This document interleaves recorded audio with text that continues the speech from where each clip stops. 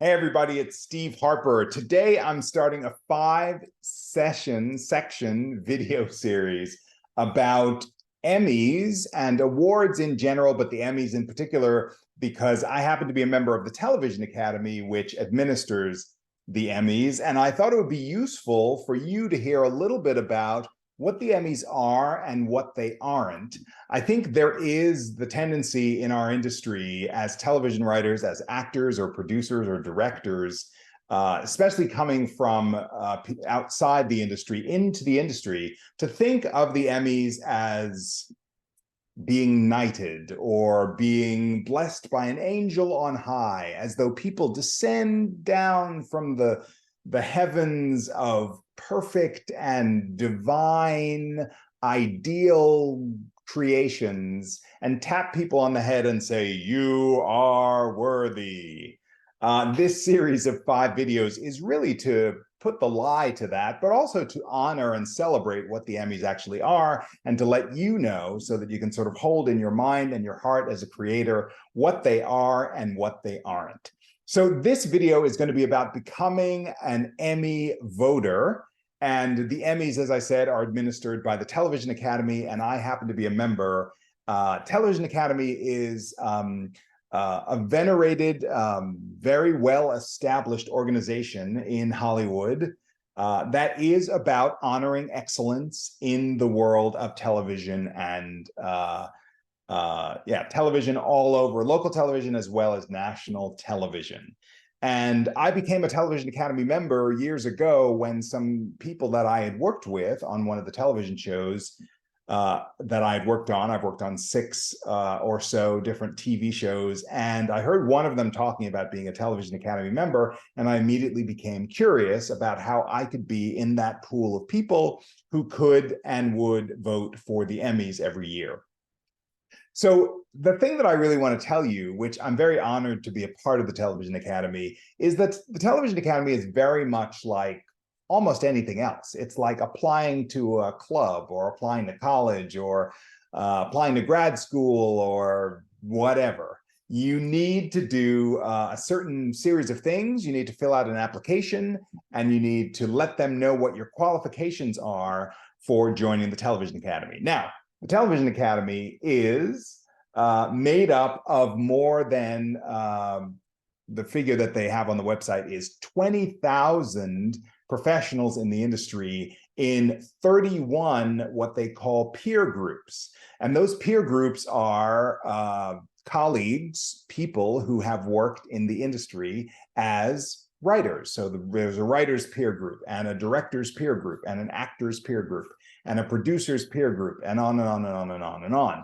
And each of those groups has certain requirements in order to enter that group and be accepted as a Television Academy member. So what happens is, I, having heard about this from a friend, got on the Television Academy website and filled out an application, just like applying for almost anything else, put my name and address and all of that stuff, and then put the statistics of the kind of work and what work I have done in the industry over the past several years, listing the names of the shows, my, whether I wrote episodes, when I was there, how long, how many episodes, how many seasons I was involved, those sorts of things. You fill that out and send it in, and the people at the Television Academy then, based on your qualifications and their requirements, look at the application and decide whether or not to accept you. Now, if they accept you as a member of a peer group to join the Television Academy, there are dues, and the dues are somewhere around $200 a year. So that's not cheap.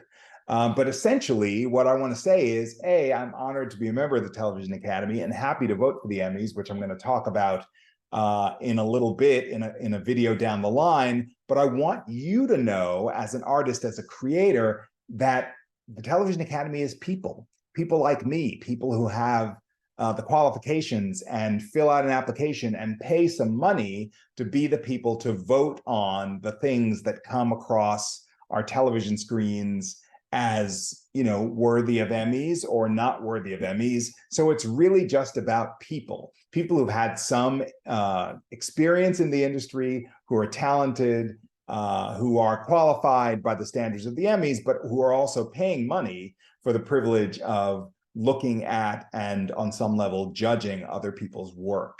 It's not done by the gods. It's not done by people who have won Emmys. It's not done by people who are, super special, but it is done by people who are in the industry, who are peers at any number of levels.